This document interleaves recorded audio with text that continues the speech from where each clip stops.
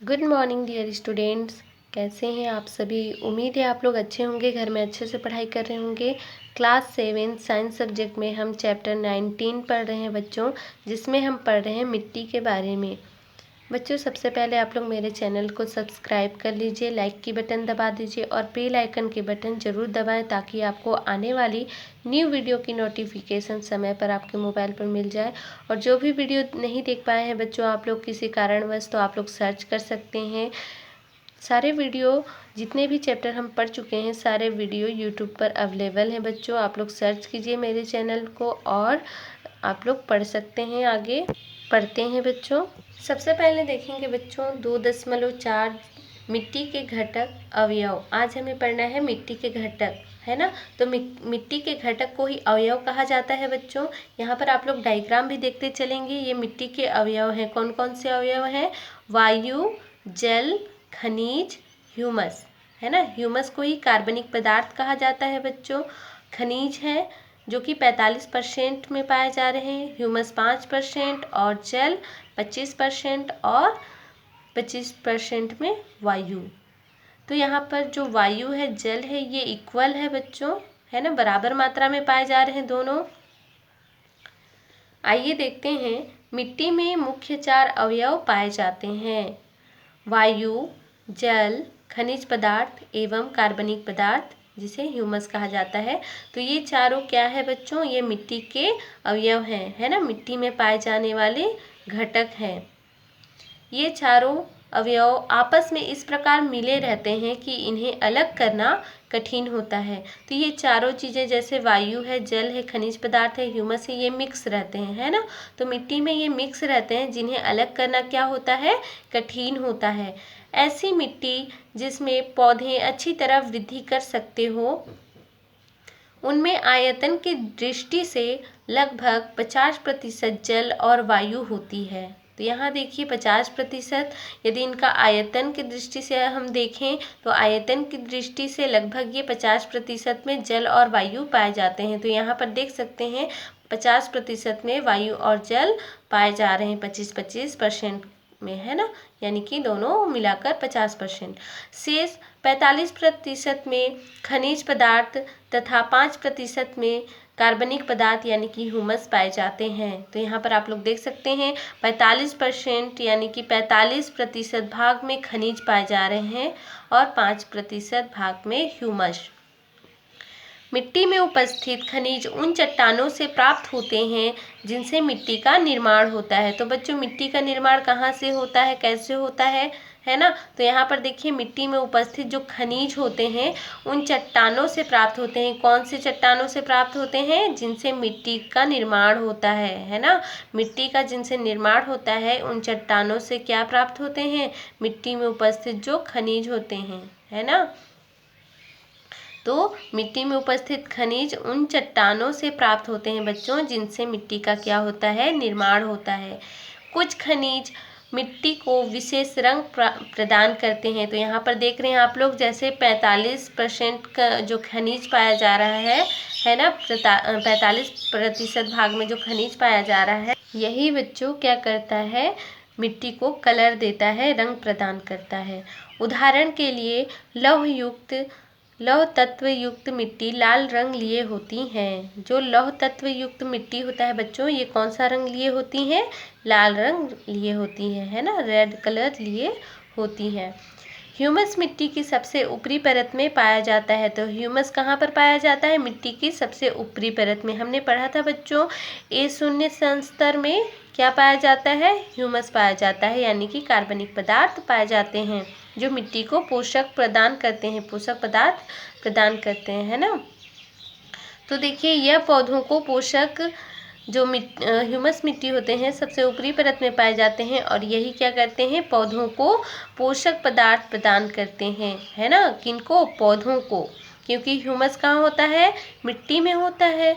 तो मिट्टी क्या करते हैं? पौधों को पोषक पदार्थ प्रदान करते हैं और पोषक पदार्थ प्रदान करने के साथ साथ मिट्टी के कणों को आपस में जोड़ता है। तो बच्चों यहाँ ह्यूमस जो है वो क्या करता है? मिट्टी के कणों को भी आपस में जोड़कर रखता है ना। मिट्टी की सांद्रता मिट्टी के कण सघन रूप में आपस में जुड़े होने पर भी इन कणों के बीच कुछ न कुछ रिक्त स्थान अवश्य पाया जाता है। तो यहाँ पर समझेंगे बच्चों, मिट्टी की सरंध्रता। सरंध्रता मतलब क्या होता है? तो देखिए यहाँ पर मिट्टी के जो कण होते हैं सघन रूप में आपस में जुड़े होने पर भी इन कणों के बीच में क्या होता है? कुछ न कुछ रिक्त स्थान अवश्य पाया जाता है। तो यहाँ पर देखेंगे बच्चों कि जो सरंध्रता है किसे कहा जा रहा है?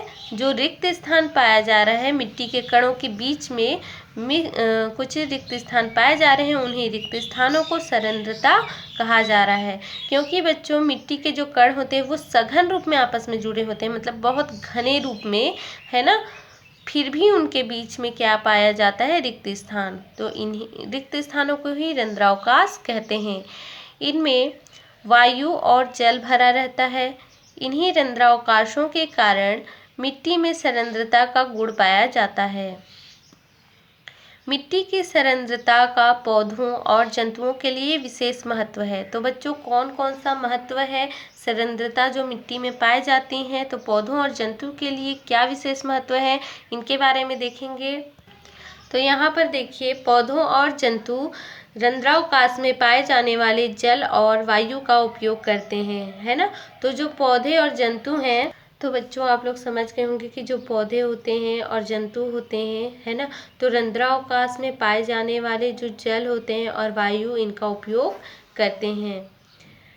मिट्टी में वायु का संचार और जल धारण का गुण इन्हीं रंध्रावकाशों के कारण होता है। तो बच्चों जो वायु का संचार होता है, आप सभी जानते हैं मिट्टी में भी यदि वायु अच्छे से नहीं पहुंचेंगी तो पौधे क्या होते हैं? ग्रोथ नहीं करते हैं, वृद्धि नहीं करते हैं, पौधों का डेथ हो जाता है। तो वायु का संचार होना बहुत ही आवश्यक है बच्चों। और वायु का संचार कहाँ होता है? मिट्टी में ही होता है। जो रंध्रावकाश पाए जाते हैं उन्हीं के द्वारा वायु का संचार होता है। जल धारण का गुण उन्हीं के कारण हो पाता है बच्चों। तो रंध्रावकाशों के कारण ही होता है मिट्टी में वायु संचार और जल धारण। मिट्टी में पौधे और जड़ों का विकास तभी अच्छा होता है जब मिट्टी में उपयुक्त सरंध्रता हो। तो बच्चों यहाँ पर देखते हैं मिट्टी में पौधों की जो जड़ें होती हैं, है ना, तो जड़ों का विकास तभी अच्छा होता है जब मिट्टी में उपयुक्त क्या हो? सरंध्रता हो। यदि रिक्त स्थान नहीं होगी तो अच्छे से विभिन्न प्रकार के जीवाणु इन्हीं रंध्रावकाश में पाए जाते हैं, जो अपनी क्रियाओं द्वारा मिट्टी की उर्वरता बनाए रखते हैं। तो बच्चों देखिए यहाँ पर जो मिट्टी के प्रकार, विभिन्न प्रकार के जो जीवाणु होते हैं, है ना, विभिन्न प्रकार के जो जीवाणु होते हैं, इन्हीं जो रंध्रावकाश यानी कि जो रिक्त स्थान पाए जाते हैं बच्चों, जो अपनी क्रियाओं द्वारा क्या करते हैं? मिट्टी की उर्वरता को बनाए रखते हैं। अब आप कॉपी में लिखें कि दलदली भूमि पौधों के विकास के लिए क्यों उपयुक्त नहीं है। जो दलदली होती है बच्चों, दलदली यानी कि आप लोग जानते हैं पानी की मात्रा, मिट्टी की मात्रा बराबर होती है, उनमें जो रंध्रावकाश होते हैं उनमें नहीं पाए जाते हैं दलदली के कारण, है ना। तो दलदली भूमि पौधों के विकास के लिए क्यों उपयुक्त नहीं है, ये आप लोग अपने शब्दों में लिखकर बताएंगे बच्चों। ये आप लोगों का होमवर्क है, ठीक है, कि क्यों उपयुक्त नहीं है। आप सभी बताएंगे इसको लिखकर और मेरे व्हाट्सएप नंबर पर सेंड करेंगे, ठीक है बच्चों। आप लोग अभी से ही नोट कर लीजिए, ये आप लोगों का होमवर्क है। अब देखेंगे 2.5 मिट्टी का निर्माण कैसे। मिट्टी का निर्माण कैसे होता है उसके बारे में पढ़ेंगे बच्चों। मिट्टी का जो रूप आप देख रहे हैं वह प्रारंभ से ही ऐसा नहीं था। जो हम मिट्टी का रूप देख रहे हैं बच्चों, वह प्रारंभ से यानी कि स्टार्टिंग से, शुरू से ऐसा नहीं था। आइए ऐसे मिट्टी कैसे बनती हैं इसे आप एक सरल क्रियाकलाप द्वारा समझ सकते हैं। दो छोटे छोटे पत्थर के टुकड़ों को आपस में रगड़ें, है ना। दो छोटे छोटे पत्थर को हम लेंगे और उन्हें क्या करेंगे? आपस में इस प्रकार से रगड़ेंगे, ठीक है। तो रगड़ें, आपको पत्थरों का बारीक चूर्ण प्राप्त होगा, है ना। जब हम दो पत्थरों को आपस में रगड़ेंगे तो आपको पत्थरों का बारीक चूर्ण प्राप्त होगा। इसी तरह पृथ्वी पर चट्टानें अनेक भौतिक, रासायनिक और जैविक कारकों के कारण छोटे छोटे टुकड़ों और अंतः बारीक कणों में टूट जाती है, इसे चट्टानों का अपक्षय कहते हैं। तो बच्चों, जो चट्टानें होती हैं वो भौतिक कारणों के कारण, रासायनिक कारणों के कारण, जैविक कारकों के कारण क्या होते हैं, छोटे छोटे टुकड़ों में अनंतः बारीक कणों में, है ना, बहुत ही बारीक कणों में टूट जाती है। इसे चट्टानों का क्या कहते हैं, अपक्षय कहते हैं। अपक्षय मतलब क्या होता है, जो चट्टानें टूट जा रही हैं, है ना, चट्टानों का जो हानि हो रहा है उसे अपक्षय कहते हैं। पृथ्वी पर बहता जल, वायु, ताप, ज्वालामुखी, भूकंप आदि भौतिक कारक चट्टानों को क्या करते हैं बच्चों, तोड़ने का कार्य करते हैं। तो देखिएगा आप, जब भी भूकंप वगैरह आता है, इससे भी बड़े बड़े चट्टान टूट जाते हैं, है ना। और जो जल बहते हैं पृथ्वी पर, इतनी तेजी से बहते हैं कि ये भी चट्टानों को क्या करते हैं, तोड़ देते हैं, है ना, और दूर कहीं बहाकर भी ले जाते हैं। वायु जो है, वायु बहुत तेज वायु के कारण भी, तेज वायु के कारण भी जो चट्टानें होती हैं वो किसी न किसी कारणवश टूट जाती है। ताप के, अधिक ताप हो तो ताप के कारण भी टूटती हैं, ज्वालामुखी के कारण टूट जाते हैं। तो ये सभी जो कारक होते हैं, भौतिक कारक होते हैं, ये चट्टानों को तोड़ने का कार्य करते हैं। चट्टानों में उपस्थित खनिजों का रूपांतरण विभिन्न रासायनिक क्रियाओं द्वारा होता है। तो यहाँ पर देखते हैं बच्चों की, जो चट्टानों में उपस्थित खनिज होता है, तो खनिजों का रूपांतरण यानी कि आप लोग समझते हैं कि रूपांतरित हो जाता है ना। जैसे कि हम पौधों को लेकर पढ़े थे बच्चों की, जो पत्ते होते हैं वो किस प्रकार से तनों में रूपांतरण हो जाते हैं, और इस प्रकार से तनों में रूपांतरण होना हम देखे थे जो नागफनी के पौधे होते हैं, जो कंटीले उनके संरचना दिखाई देते हैं कांटों के रूप में, वो क्या होते हैं, वो कांटों के रूप में जो होते हैं वो उनके पत्ते होते हैं, है ना, पत्तियां होती हैं जो कांटों में रूपांतरित हुए होती हैं। तो इसी प्रकार से चट्टाने में उपस्थित जो खनिज होते हैं वो भी रूपांतरित हो जाते हैं विभिन्न रासायनिक क्रियाओं द्वारा, है ना। यह भी चट्टानों को कमजोर करने एवं तोड़ने का कार्य करता है। तो जो खनिजों का रूपांतरण होता है वो रूपांतरित होने के बाद क्या करते हैं, चट्टानों को कमजोर बना देते हैं, है ना। और जब वो कमजोर हो जाता है तो तोड़ने का कार्य भी करते हैं। जब वो कमजोर हो गया तो आसानी से टूट सकता है। आइए देखें, जैविक कारक मिट्टी के निर्माण में किस प्रकार सहायक होते हैं। तो जो जैविक कारक होते हैं वो मिट्टी के निर्माण में किस प्रकार से सहायता करते हैं, किस प्रकार से सहायक होते हैं, इसे देखेंगे। जीवाणु कवक एवं विभिन्न सूक्ष्म जीव, है ना, कुछ जीवाणु कवक होते हैं एवं विभिन्न सूक्ष्म जीव होते हैं, मृत पेड़ पौधों, जंतुओं के अवशेषों एवं भोज्य पदार्थों के अपशिष्टों को अपघटित कर देते हैं। तो बच्चों, अपघटित यानी कि आप लोग समझते होंगे किसे अपघटित करना कहते हैं, यानी कि टूटना, है ना। तो यहाँ पर जो पेड़ पौधे होते हैं, मृत पेड़ पौधे और जंतुओं के जो अवशेष बचते हैं बच्चों, तो उनके अवशेषों एवं भोज्य पदार्थों के अपशिष्टों को क्या करते हैं, अपघटित कर देते हैं, तोड़ देते हैं। इस क्रिया में एक गहरे भूरे रंग का पदार्थ बनता है ना। जब ये अपघटित की क्रिया होती है तो इस क्रिया में कौन कौन से रंग के पदार्थ बनते हैं, एक गहरे भूरे रंग का पदार्थ बनता है, ठीक है। यह पदार्थ मिट्टी में मिलकर मिट्टी के प्रमुख अवयव ह्यूमस, जिसे जीवांश भी कहते हैं बच्चों, ह्यूमस का निर्माण करते हैं। मिट्टी में ह्यूमस यानी कि कार्बनिक पदार्थों का मिलना मिट्टी के निर्माण का अंतिम चरण होता है, ठीक है। जो मिट्टी में ह्यूमस पाए जा रहे हैं बच्चों, जो कार्बनिक पदार्थ होता है, तो ये क्या करते हैं, मिट्टी में ह्यूमस जब मिलता है तो मिट्टी का ह्यूमस का मिलना मिट्टी के निर्माण का क्या होता है, अंतिम चरण होता है, यानी कि सबसे लास्ट चरण होता है जब वो मिक्स हो जाता है ह्यूमस किसमें, मिट्टी में। ह्यूमस से मिट्टी उपजाऊ बनती है ना। जब ह्यूमस उसमें पर्याप्त मात्रा में मिट्टी में मिक्स हो जाता है, मिल जाता है ना। तो ह्यूमस कहाँ से मिलते हैं बच्चों, आप लोग समझ रहे हैं ह्यूमस कहाँ से मिलते हैं।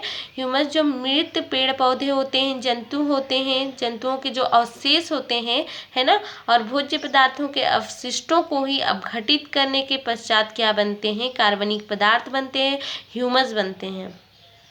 तो यही ह्यूमस, है ना, एक गहरे भूरे रंग का पदार्थ बनाता है और मिट्टी में मिलने के बाद में ये मिट्टी का निर्माण करते हैं। ये अंतिम चरण होता है और ये मिट्टी को उपजाऊ बनाते हैं, है ना। उपजाऊ यानी कि बहुत ही उपजाऊ होता है, उनकी उर्वरा शक्ति जो होती है बहुत अधिक होती है। जब वो उनमें हम कोई भी बीज बोएंगे उस मिट्टी में जिसमें ह्यूमस की मात्रा अच्छी हो, तो पौधे बहुत ही अच्छे से वृद्धि करते हैं, ग्रोथ करते हैं और पौधों का विकास बहुत अच्छे से होता है। तो ह्यूमस से मिट्टी उपजाऊ बनती है, इससे पौधों को निरंतर पोषक तत्व मिलते रहते हैं, है ना। तो जिस मिट्टी में ह्यूमस की मात्रा अच्छी होती है तो उस मिट्टी में जिस भी पौधों को हम लगाते हैं तो उन पौधों को निरंतर पोषक तत्व मिलते रहते हैं। अतः मिट्टी खनिज पदार्थों और कार्बनिक पदार्थों से बनी संरचना है ना। तो आप लोग इससे ध्यान रखेंगे बच्चों, जो मिट्टी है, मिट्टी खनिज पदार्थों और कार्बनिक पदार्थों से बनी संरचना है, जिसमें हवा, पानी के साथ साथ तरह तरह के जीव जंतु और पौधे पाए जाते हैं। चट्टानों में उपस्थित खनिजों का रूपांतरण विभिन्न रासायनिक क्रियाओं द्वारा भी होता है। तो बच्चों, मिट्टी का निर्माण किस प्रकार से होता है तो आप सभी समझ गए होंगे कि मिट्टी खनिज पदार्थों और कार्बनिक पदार्थों की संरचना है, जिसमें हवा, पानी के साथ साथ तरह तरह के जो जीव जंतु होते हैं, पौधे होते हैं, इनमें पौधे पाए जाते हैं, है ना। और जो चट्टानें होती हैं, चट्टानों में जो उपस्थित खनिज होते हैं, है ना, तो खनिजों का रूपांतरण किस कारण से होता है, विभिन्न रासायनिक क्रियाओं द्वारा भी हो जाता है या होता है। अब देखेंगे बच्चों यहाँ पर मिट्टी के प्रकार 19.6 मिट्टी के प्रकार। तो बच्चों, मिट्टी के प्रकार देखेंगे। क्रियाकलाप 2 में आपने गिलास में जमी हुई मिट्टी की विभिन्न परतों में तरह तरह के कणों को देखा। जब हम क्रियाकलाप 2 करके देखे थे बच्चों, तो क्रियाकलाप 2 में हम क्या किए थे, गिलास लिए थे जो कि कांच का होना चाहिए, है ना, पारदर्शी होना चाहिए, या फिर आप बीकर ले सकते हैं, कांच का गिलास ले सकते हैं। और हम उसमें क्या लिए थे, मिट्टी लिए थे, है ना, और उसको घोल कर रख दिए थे। तो क्या हुआ था, मिट्टी की विभिन्न परतें जम गई थी और तरह तरह के कणों को हमने देखा। ठीक है, तो यहाँ पर देखते हैं मिट्टी में मुख्यतः 4 प्रकार के कण पाए जाते हैं। तो कौन कौन से कण पाए जाते हैं, बजरी या कंकड़, और रेत, और तीसरा गाद, और फोर्थ में है क्ले यानी कि चिकनी मिट्टी के कण। तो यहाँ सबसे पहले देखेंगे बच्चों बजरी या कंकड़।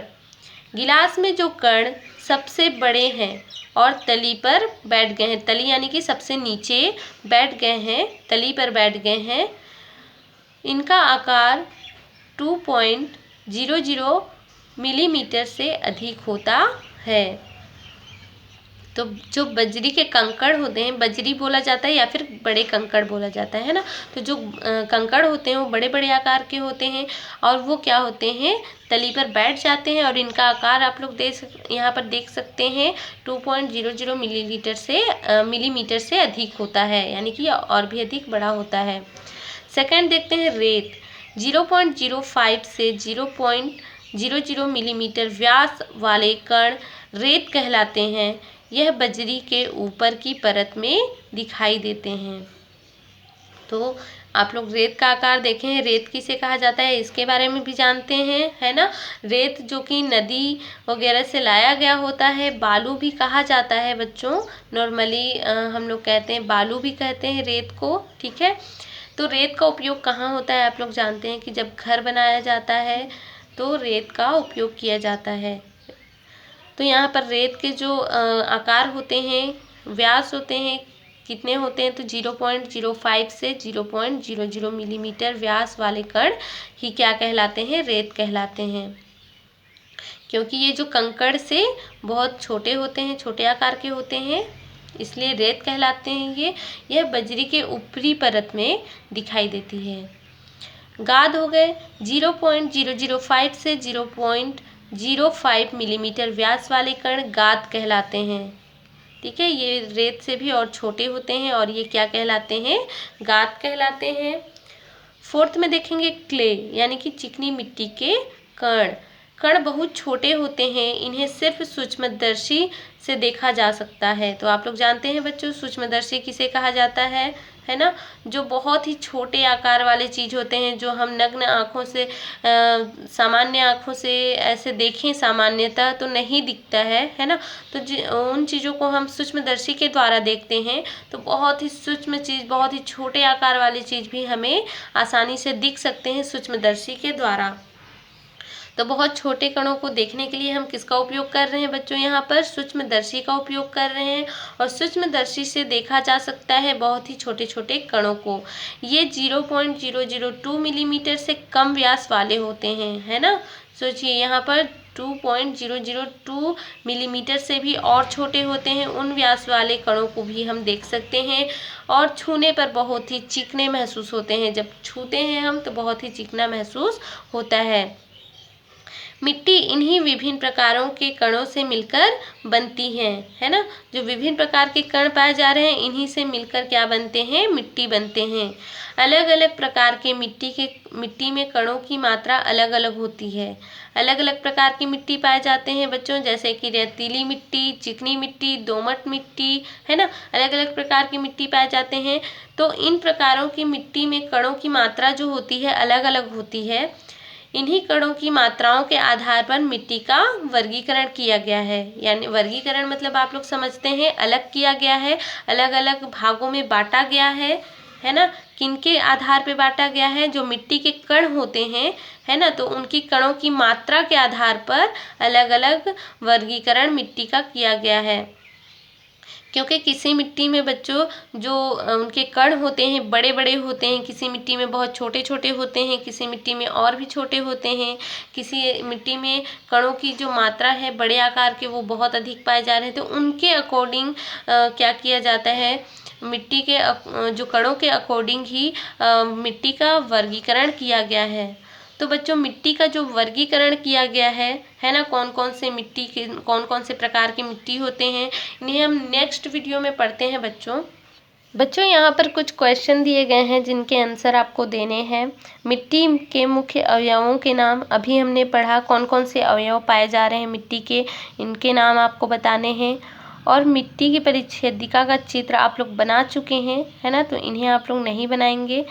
रंध्रावकाश युक्त मिट्टी पौधों की वृद्धि के लिए किस प्रकार सहायक है ना। तो अभी हमने पढ़ा बच्चों किस प्रकार से सहायक है, इसके बारे में आप लोग बताएंगे। और मिट्टी की परिच्छेदिका का कौन सा संस्तर ह्यूमस को संरक्षित रखता है, ये 3 क्वेश्चन आप लोग बताएंगे। बहुत ही ईजी है, हमने अभी अभी पढ़ा है बच्चों। आप लोग बता सकते हैं, अपने अच्छे राइटिंग में लिखकर आप लोग मेरे व्हाट्सएप नंबर पर सेंड करेंगे बच्चों। ठीक है बच्चों, बाय बाय, टेक केयर।